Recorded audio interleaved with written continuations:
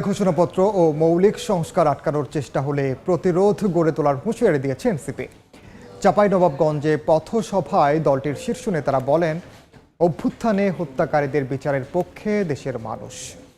ভারতের আগ্রাসন বন্ধে প্রয়োজনে সীমান্ত অভিমুখে লং মার্চ করা হবে বলেও জানান তারা। সাইফুর রহমান রকির রিপোর্ট।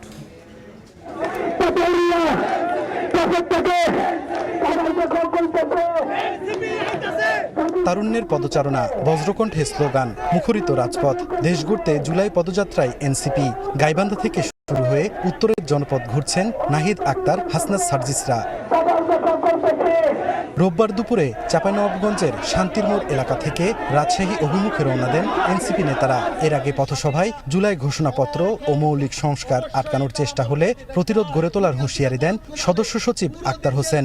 জুলাইতে যেমন করে বাংলাদেশের মানুষেরা, এ চাঁপাইয়ের মানুষেরা রাজপথ দখল করেছিল, যদি প্রয়োজন হয় বাংলাদেশে যদি মৌলিক সংস্কারকে কেউ বাধাগ্রস্ত করার চেষ্টা করে, বাংলাদেশে জুলাই সনদ, জুলাই ঘোষণাপত্র কেউ যদি আটকিয়ে রাখতে চায়, তাদের বিরুদ্ধে এই চাঁপাইবাসীকে প্রতিরোধ করে তুলবে। এনসিপির আহ্বায়ক নাহিদ ইসলাম বলেন, মৌলিক সংস্কার ও জুলাই হত্যাযজ্ঞের বিচারের পক্ষে বাংলাদেশ। ভারতীয় আগ্রাসন প্রসঙ্গে বলেন, প্রয়োজনে সীমান্তে অভিমুখে লং মার্চ করা হবে।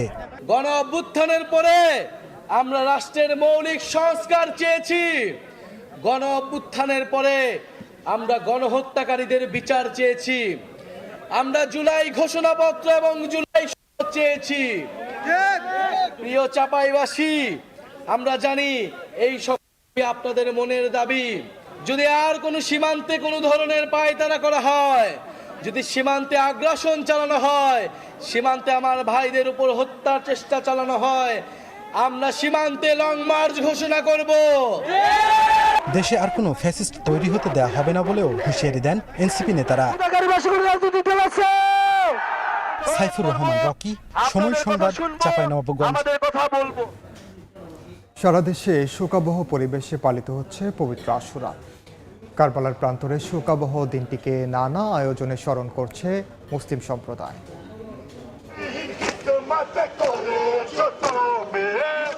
কারবালা প্রান্তরে মহানবী হযরত মুহাম্মদ সাল্লাল্লাহু আলাইহি সাল্লামের দৌহিত্র হযরত ইমাম হোসেন রাদিয়াল্লাহু আনহুকে নির্মমভাবে হত্যা করেছিল ইয়াজিদ বাহিনী। তারই স্মরণে হাজার বছর ধরে 10 মুহররম শিয়া সম্প্রদায়ের হাই হোসাইন ধ্বনিতে এই মাতম।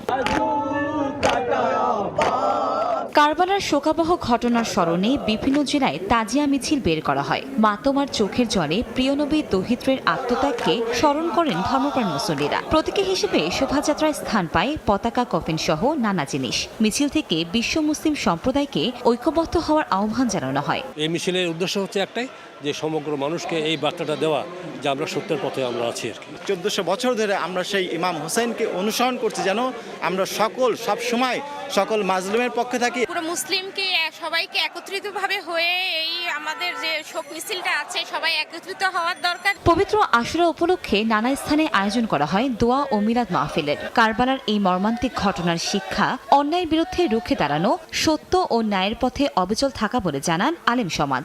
জালিমের বিরুদ্ধে, অন্যায়ের বিরুদ্ধে আমরা মুসলিম উম্মাহ এক হয়ে আমরা সোচ্চার থাকব। এদিকে দিনটি উপলক্ষে নিরাপত্তা নিশ্চিতে বিপুল সংখ্যক আইনশৃঙ্খলা রক্ষা বাহিনীর সদস্য মোতায়েন করা হয়।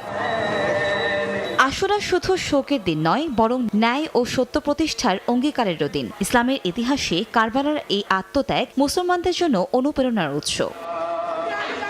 কনক আজাদ, সময় সংবাদ।